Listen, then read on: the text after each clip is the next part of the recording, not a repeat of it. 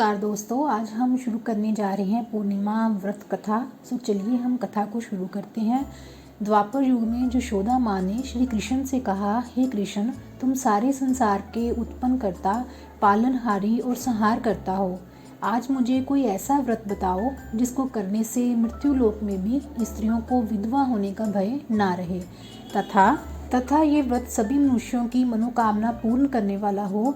श्री कृष्ण कहने लगे, हे माता, तुमने अति सुंदर प्रश्न किया है। मैं तुम्हें ऐसे एक व्रत के बारे में विस्तार से बताता हूँ। सौभाग्य की प्राप्ति के लिए स्त्रियों को 32 पूर्णिमा व्रत करना चाहिए और इस व्रत को करने से स्त्रियों को सौभाग्य की प्राप्ति होती है और ये व्रत अत्यंत सौभाग्य देने वाला और भगवान शिव के प्रति भक्ति को बढ़ाने वाला है। यशोदा जी कहने लगी, हे कृष्ण, प्रथम इस व्रत को मृत्यु लोक में किसने किया था?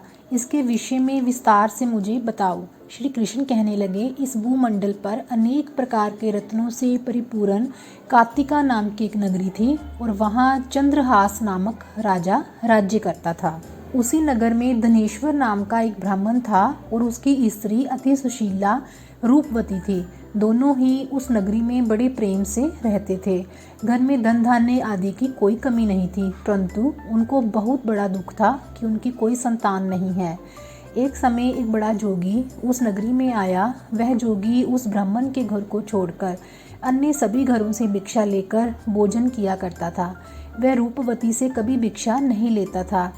एक दिन वह योगी रूपवती से भिक्षा ना लेकर किसी अन्य घर से भिक्षा लेकर गंगा किनारे जाकर भीषण को प्रेम पूर्वक ग्रहण करने लगा कि धनेश्वर ने जोगी का ये सब कार्य देख लिया और अपनी भिक्षा के अनादर से दुखी होकर धनेश्वर जोगी से बोला, हे महात्मन, आप सब घरों से भिक्षा लेते हैं, परंतु आप मेरे घर की भिक्षा कभी नहीं लेते, इसका क्या कारण है? जोगी ने कहा, निसंतान के घर की भीख पतितों के अन्न के तुल्य होती है और जो पतितों का अन्न खाता है वह भी पतित हो जाता है।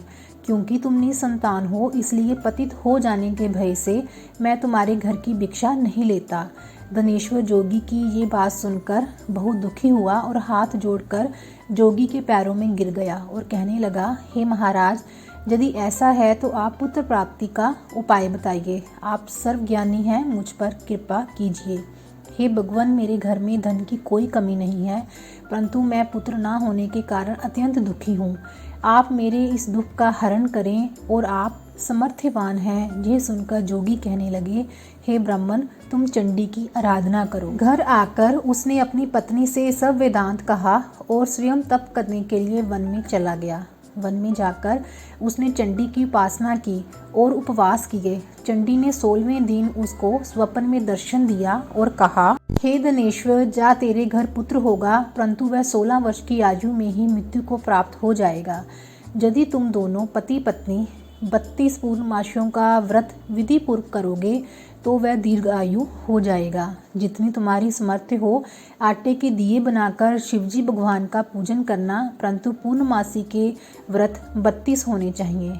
प्रातःकाल होने पर इस स्थान के समीप तुम्हें आम का वृक्ष दिखाई देगा। उस पर चढ़कर तुम एक फल तोड़कर शीघ्र ही अपने घर ले जाना और अपनी पत्नी से सब वेदांत कहना। ऋतु स्नान के पश्चात वह स्वच्छ होकर श्री शंकर भगवान का ध्यान करके उस फल को खा लेगी।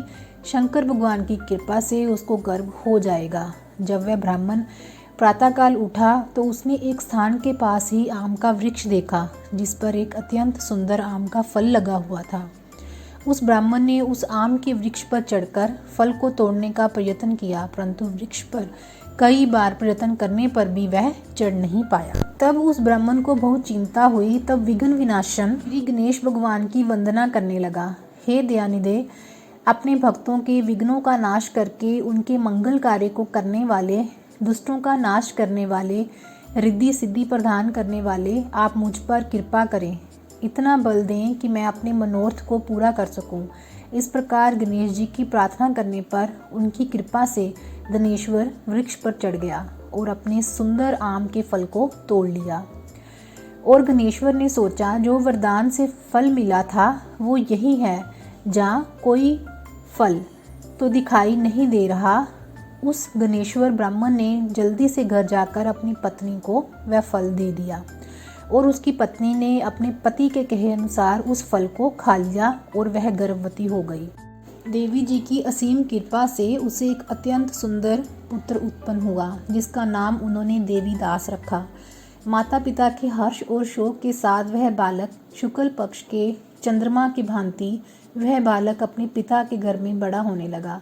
भवानी की कृपा से वह बालक बहुत ही सुंदर, सुशील, विद्या पढ़ने में बहुत ही निपुण हो गया। दुर्गा जी की आज्ञा अनुसार उन्होंने पूर्णमासी का व्रत रखना आरंभ कर दिया, जिससे उसका पुत्र बड़ी आयु वाला हो जाए। 16वां वर्ष लगते ही देवी दास के माता पिता को बड़ी चिंता हो गई कि कहीं उनके पुत्र की इस वर्ष मृत्यु ना हो जाए। इसलिए उन्होंने अपने मन में विचार किया कि यदि यह दुर्घटना उनके सामने हो गई तो वो उसे कैसे सहन करेंगे। इसलिए उन्होंने देवीदास के माँ को बुलाया और कहा, हमारी एक बहुत बड़ी इच्छा है कि देवीदास 1 वर्ष तक काशी में जाकर विद्या अध्ययन करे और उसको अकेला भी नहीं छोड़ना चाहिए, इसलिए साथ में तुम चले जाओ और 1 वर्ष के पश्चात उसको वापस ले आना। और सब प्रबंध करके उसके माता पिता ने काशी जाने के लिए देवीदास को एक घोड़े पर बिठाकर उसके मामा के साथ भेज दिया। परंतु ये बात उसके मामा या किसी और को नहीं बताई। धनेश्वर तथा उसकी पत्नी ने अपने पुत्र की मंगल कामना और दीर्घ आयु के लिए भगवती दुर्गा की आराधना और पूर्णमासियों का व्रत करना आरंभ कर दिया। इस प्रकार बराबर 32 पूर्णमासी के व्रत को उन्होंने पूरा किया। कुछ समय पश्चात एक दिन वह मामा और भांजा मार्ग में रात बिताने के लिए किसी गांव में ठहरे हुए थे। उस दिन उस गांव में ब्राह्मण की अत्यंत सुंदर, सुशीला और गुणवती कन्या का विवाह होने वाला था। जिस धर्मशाला के अंदर वर और उसकी बारात ठहरी हुई थी, उसी धर्मशाला में देवीदास और उसके मामा भी ठहरे हुए थे। संयोगवश कन्या को तेल आदि चढ़ाकर मंडप आदि का कार्य किया तो लगन के समय वर को धनुवात हो गया। इसलिए वर के पिता ने अपने कुटुंबियों से विमर्श करके निश्चय किया कि यह देवीदास मेरे पुत्र जैसा ही सुंदर है, मैं इसके साथ ही लगन करवा दूं और बाद में विवाह के अन्य कार्य मेरे लड़के के साथ हो जाएंगे। ऐसा सोचकर देवीदास के मामा से जाकर बोला कि तुम थोड़ी देर के लिए अपना भांजा हमें दे दो, जिससे विवाह के लगन का सब कार्य सुचारू रूप से हो सके। तब देवीदास का मामा कहने लगा, जो कुछ भी वधू पक्ष से कन्यादान के समय वर को मिले वह सब हमें दे दिया जाए, तो मेरा भांजा इस बारात का दूल्हा बन जाएगा। ये बात वर के पिता ने स्वीकार कर लेने पर उसने अपना भांजा वर के लिए भेज दिया और उसके साथ सब विवाह कार्य विधि पूर्वक संपन्न हो गए।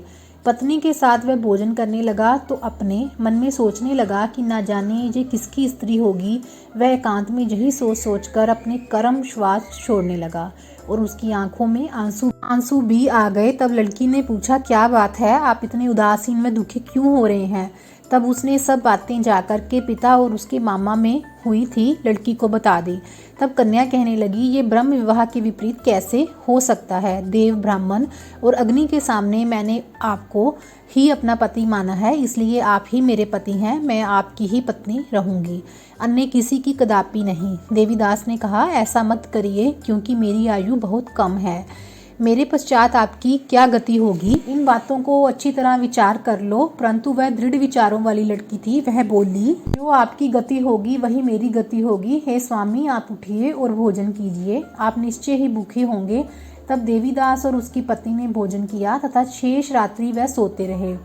प्रातःकाल देवीदास ने अपनी पत्नी को 3 नागों से जुड़ी एक अंगूठी दी, एक रुमाल दिया और बोला, हे प्रिय, इसे लो और संकेत समझकर स्थिर चित हो जाओ। मेरा मरण और जीवन जानने के लिए एक पुष्प वाटिका बना लो, उसमें सुगंधी वाली एक नव मल्लिका लगाओ और उसको प्रतिदिन जल से सिंचा करो और आनंद के साथ खेलो कूदो और उत्सव मनाओ। जिस समय मेरा प्रणात होगा ये फूल सूख जाएंगे और जब ये फिर से हरे हो जाएं तो समझ लेना मैं जीवित हूँ। ये बात निश्चय करके समझ लेना, इसमें कोई भी संशय नहीं है। इतना कहकर देवीदास वहाँ से चला गया और प्रातःकाल होते ही वहाँ पर गाजे बाजे बजने लगे। और जिस समय विवाह कार्य समाप्त करने के लिए वर तथा सब बाराती मंडप में आए तो कन्या ने वर को भली प्रकार से देखकर अपने पिता से कहा, ये मेरा पति नहीं है, मेरा पति वही है जिसके साथ रात्रि में मेरा पानी ग्रहण हुआ था। इसके साथ मेरा विवाह नहीं हुआ। यदि ये वही पुरुष है तो बताएं कि मैंने इसको क्या दिया। वधू पक्ष और कन्या पक्ष कन्यादान के समय जो आभूषण आदि दिए गए थे वो दिखाएं, तथा रात में क्या गुप्त बातें मैंने इनसे कही वह सब सुनाएं। पिता ने उसके कहे अनुसार वर को बुलाया। कन्या की ये सब बातें सुनकर वह कहने लगे, मैं कुछ भी नहीं जानता। इसके पश्चात लज्जित होकर वह अपना सा मुंह लेकर चला गया। सारी बारात भी अपमानित होकर वहां से लौट गई। भगवान श्री कृष्ण बोले, हे माता, इस प्रकार देवीदास काशी विद्या अध्ययन के लिए चला गया। जब कुछ समय बीत गया तो काल से प्रेरित होकर एक सर्प रात्रि के समय उसको डसने के लिए वहां पर आया। उस विषधर के प्रभाव से उसके शयन का स्थान चारों ओर से विष की ज्वाला से विषैला हो गया, परंतु व्रत के प्रभाव से उसको काट नहीं पाया, क्योंकि पहले ही उसकी माता ने 32 पूर्णमासी का व्रत रखा था। इसके बाद मध्य अध्ययन के समय स्वयं काल वहां आया और उसके शरीर से प्राणों को निकालने का प्रयत्न करने लगा, जिससे वह मूर्छित होकर पृथ्वी पर गिर गया। और उस समय माता पार्वती के साथ भगवान शंकर वहां आ गए। उसको मूर्छित दशा में देखकर माता पार्वती जी ने शंकर जी से प्रार्थना की, हे महाराज, इस बालक की माता ने पहले ही 32 पूर्णिमा का व्रत पूरा किया था, जिसके प्रभाव से आप इसको प्राण दान दें। भवानी के कहने पर भक्त वत्सल भगवान शिव जी ने उसको प्राण दान दे दिया। इस व्रत के प्रभाव से काल को पीछे हटना पड़ा और देवीदास स्वस्थ होकर बैठ गया। उधर उसकी पत्नी उसके काल की परीक्षा किया करती थी। जब उसने देखा उस पुष्प वाटिका में पुष्प कुछ भी नहीं रहे तो उसको अत्यंत आश्चर्य हुआ, लेकिन जब वह जैसे ही हरी भरी हो गई तो वह जान गई कि अब उसका पति ठीक ठाक है, जीवित हो गया है। ये देखकर वह बहुत प्रसन्न हो उठी और अपने पिता से कहने लगी कि पिताजी, मेरे पति जीवित हैं, आप उनको ढूंढ लीजिए। जब 16वां वर्ष व्यतीत हो गया तो देवीदास भी अपने मामा के साथ काशी से चल दिया। इधर उसके ससुर उसको ढूंढने के लिए अपने घर से जाने ही वाले थे कि वह दोनों मामा भांजे वहां पर आ गए। उनका आया हुआ देखकर उसके ससुर को बहुत प्रसन्नता हुई और वह उन्हें अपने घर ले गए। और उस समय नगर के निवासी भी इकट्ठे हो गए और सबने निश्चय किया कि अवश्य ही इसी बालक के साथ कन्या का विवाह हुआ था। उस बालक को कन्या ने जब देखा तो पहचान लिया कि ये तो वही है जो संकेत करके गया था। तब उपरांत सब कहने लगे, भला हुआ ये आ गया है, और सब नगरवासियों ने आनंद मनाया।